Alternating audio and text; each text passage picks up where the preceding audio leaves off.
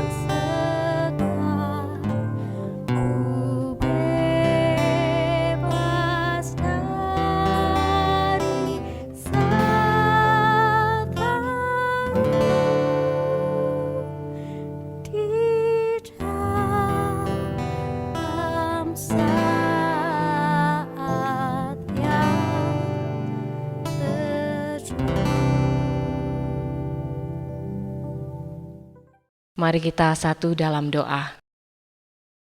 Bapa kami di dalam surga, kami datang di hadirat-Mu Tuhan. Kami rindu untuk mendengarkan sapaan-Mu. Kami akan membaca dan merenungkan kebenaran sabda-Mu Tuhan. Kiranya Roh Kudus memimpin setiap kami, biarlah kami boleh mengerti dan memahaminya, dan kami melakukannya dalam kehidupan kami. Kami juga memohon Kau memberkati Bapak Pendeta Dwi Santoso yang akan menyampaikan kebenaran sabda-Mu. Kiranya melalui firman yang disampaikan, boleh memberkati setiap kami. Terima kasih Tuhan. Dalam nama Tuhan Yesus kami sudah berdoa. Amin. Bacaan firman Tuhan diambil dari Kolose 4 ayat 2-5. Kolose pasal 4 ayat 2-5. Bertekunlah dalam doa dan dalam pada itu berjaga-jagalah sambil mengucap syukur. Berdoa jugalah untuk kami supaya Allah membuka pintu untuk pemberitaan kami, sehingga kami dapat berbicara tentang rahasia Kristus, yang karenanya aku dipenjarakan. Dengan demikian aku dapat menyatakannya sebagaimana seharusnya. Hiduplah dengan penuh hikmat terhadap orang-orang luar. Pergunakanlah waktu yang ada. Amin. Bapak Ibu Saudara yang dikasihi oleh Tuhan, renungan kita pada pagi hari ini saya beri judul Air di Musim Kering. Musim kemarau sudah tiba di negeri kita. Tanaman, ternak, termasuk kita sudah merasakan bagaimana musim kering itu sudah tiba. Bapak Ibu Saudara, di musim kemarau setiap kita memerlukan air. Apalagi diri kita, tubuh kita kurang lebih 70% terdiri dari cairan. Karena itu kita sungguh membutuhkan air. Kita tidak bisa bertahan hidup tanpa air. Kita bisa mengalami dehidrasi Ada pendapat yang mengatakan manusia itu hanya mampu bertahan hidup tanpa air itu kurang lebih sekitar 1 minggu. Dengan demikian perlu memperhatikan betul-betul bagaimana asupan air bagi diri kita supaya terhindar dari dehidrasi. Karena kalau kita mengalami dehidrasi itu bisa mengancam kematian. Bapak Ibu Saudara yang terkasih, iklim yang kering membuat kita benar-benar berpikir bagaimana membutuhkan air. Demikian juga tubuh jasmani kita ketika membutuhkan air, di mana di dalam air itu ada kandungan oksigen untuk tubuh kita. Nah, jiwa kita juga membutuhkan oksigen untuk bernafas.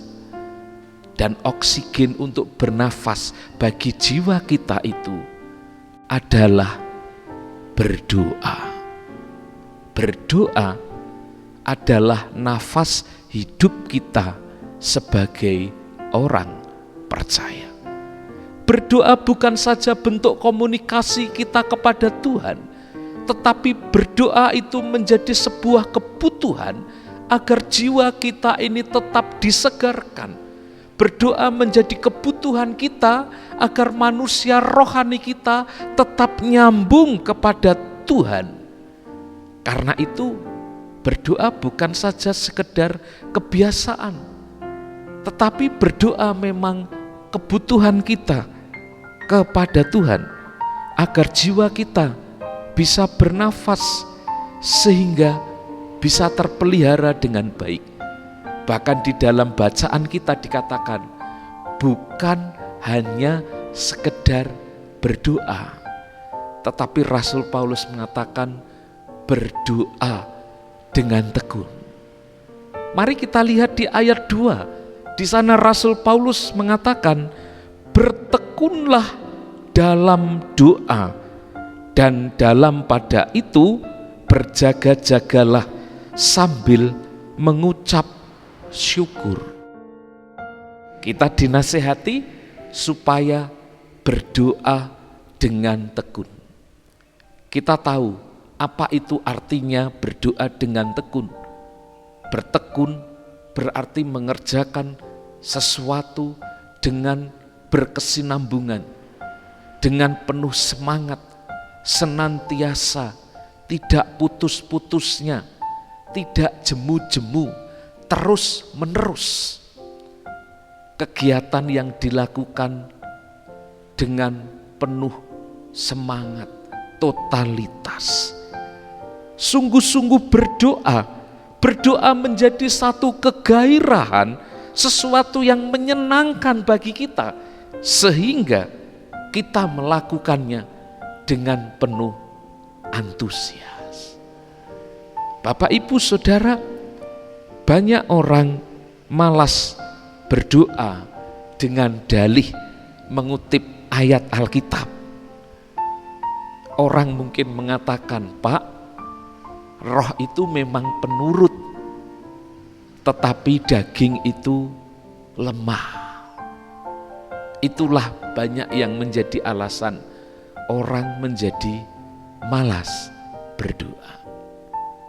Saudara-saudara, mengetahui kelemahan kita itu menjadi penting, tetapi mengelola kelemahan kita, mengatasi kelemahan kita bersama dengan Tuhan, itu jauh lebih penting. Ketika kita sudah tahu kelemahan-kelemahan kita, termasuk keinginan kedagingan kita, dan kita bertekad berkomitmen untuk mengatasinya bersama dengan Tuhan, maka kita sadar diri bahwa justru di dalam kelemahan kita itu kita tidak mau menyerah. Kelemahan kita itu tidak boleh menjadi kambing hitam. Kelemahan kita itu tidak boleh kemudian terus-menerus menjadi celah yang kemudian si iblis bisa masuk si kuasa jahat itu bisa memanfaatkan kelemahan kita untuk kemudian mempengaruhi kita sehingga kita menjadi orang yang malas untuk berdoa dengan alasan-alasan tertentu, dengan membuat kita menunda-nunda untuk berdoa sehingga lama-lama kita malas berdoa, lama-lama kita berjalan jauh dari Tuhan, menyimpang dari jalan Tuhan, dan membuat kita menjadi orang yang malas berdoa. Saudara-saudara, kita harus tetap bertekun di dalam doa. Kita harus tetap gregoreo, maksudnya tersadar, waspada secara rohani. Jangan sampai kita menyerah dengan tipu daya iblis yang memanfaatkan kelemahan kita. Saudara-saudara, air dibutuhkan bukan saja pada musim kering, tetapi kita melihat kita membutuhkan, tanaman membutuhkan, ternak membutuhkan, sepanjang musim kehidupan. Seluruh ciptaan membutuhkan yang namanya air itu. Demikian juga berdoa juga menjadi kebutuhan kita di sepanjang musim kehidupan kita.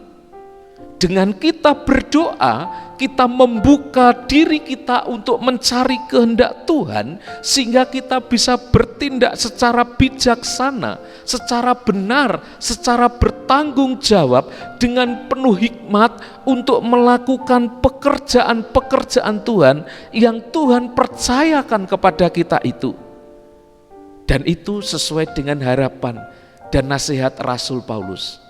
Kalau kita memperhatikan di ayat 3, di sana Rasul Paulus mengatakan supaya jemaat Kolose itu juga berdoa bagi Rasul Paulus dan tim pelayanannya. Artinya apa? Artinya kita berdoa bukan hanya untuk kebutuhan-kebutuhan kita, tetapi juga untuk kebutuhan-kebutuhan pelayanan, untuk kebutuhan-kebutuhan gereja, untuk kebutuhan-kebutuhan para pelayan Tuhan, para pendeta, para penginjil, para penatua, para aktivis gereja, agar pewartaan Injil itu dapat dilakukan dengan baik. Dengan demikian harapannya, kalau kita bertekun di dalam doa, maka kita bisa mencerminkan kehidupan Guru kita, Tuhan Yesus itu di dalam kehidupan kita. Kalau Tuhan kita, Tuhan Yesus Kristus itu dikenal sebagai manusia pendoa, maka kita pun juga senantiasa harus menjadi manusia pendoa. Berdoa dengan tekun, dengan tidak jemu-jemu, dengan tidak bosan-bosan, dengan antusias, sebagai bentuk kegairahan kita di dalam membangun persekutuan di hadapan Tuhan. Saudaraku yang dikasihi oleh Tuhan, mari kita berdoa. Berdoalah untuk apapun yang baik dengan tekun. Sampaikanlah doamu itu di dalam iman, dan nyatakanlah doamu itu melalui sikap hidup yang benar di hadapan Tuhan dan sesama. Maka Bapa kita yang melihat kita dari surga akan memenuhi segala doa dan harapan kita. Ketekunan kita berdoa di hadapan Tuhan menunjukkan bahwa kita bergantung penuh mengandalkan Tuhan. Kesungguhan kita di dalam berdoa menunjukkan bahwa hidup kita sungguh-sungguh melekat kepada Tuhan. Kiranya Tuhan Yesus Kristus, Sang air hidup itu mengaliri hidup kita dengan anugerah kasih-Nya, sehingga kita pun tetap segar. Selamat menikmati kehidupan yang intim dengan Tuhan, dengan Bapa kita, melalui doa-doa kita. Sebab dari sanalah sumber kekuatan kita, sumber sukacita kita, sumber damai sejahtera bagi kita sekalian. Tuhan memberkati saudara dan Tuhan memampukan saudara untuk terus bertekun di dalam doa. Amin. Mari kita berdoa. Tuhan, kami mengucap syukur kepadamu saat ini. Kembali kami digugah, kembali kami digairahkan untuk terus bertekun, mencari kehendak Tuhan di dalam doa-doa kami. Tuhan, kami menyadari kedagingan kami lemah. Karena itu kami ingin memohon anugerah Tuhan, supaya di dalam anugerah-Mu itu Tuhan mampukan kami untuk bisa bertekun di dalam doa. Kami memohon di dalam doa kami, kiranya ketika kami berdoa, kami membuka diri kami untuk menerima dan mencari kehendak-Mu, sehingga di dalam doa-doa kami yang terpancar di dalam kehidupan kami senantiasa menyelaraskan dengan kehendak-Mu. Pada saat ini, kami juga berdoa untuk yang terbaik bagi kehidupan kami, kehidupan keluarga kami, kehidupan jemaat GKI Batu dan simpatisan, maupun setiap orang yang ikut berdoa di dalam ibadah harian GKI Batu ini.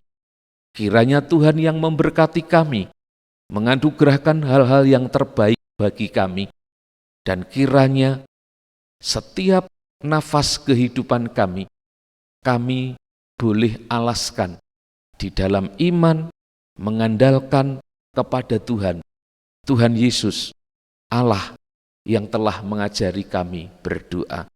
Kiranya hari ini pun kami boleh menjalani kehidupan kami seperti rusa yang merindukan air, jiwa kami yang membutuhkan curahan belas kasihan dan pertolongan Tuhan. Kiranya pertolongan dan berkat-Mu yang boleh membasahi jiwa dan kehidupan kami, sehingga hidup kami senantiasa disegarkan. Kami menyerahkan kehidupan hari ini di dalam berkat pertolongan-Mu. Mari saudaraku, arahkanlah hatimu kepada Tuhan, sambut dan terimalah berkat-Nya. Damai sejahtera Allah yang melampaui segala akal akan memelihara hati dan pikiranmu di dalam Kristus Yesus. Kiranya perlindungan Tuhan, penyertaan Tuhan, berkat Tuhan yang berlimpah-limpah di dalam nama Bapa, Putra, dan Roh Kudus menyertai kehidupanmu sekarang sampai selama-lamanya. Amin. Selamat pagi Bapak Ibu Saudara, Tuhan memberkati kita, Tuhan memberikan kesehatan kepada kita. Salam sehat, Shalom.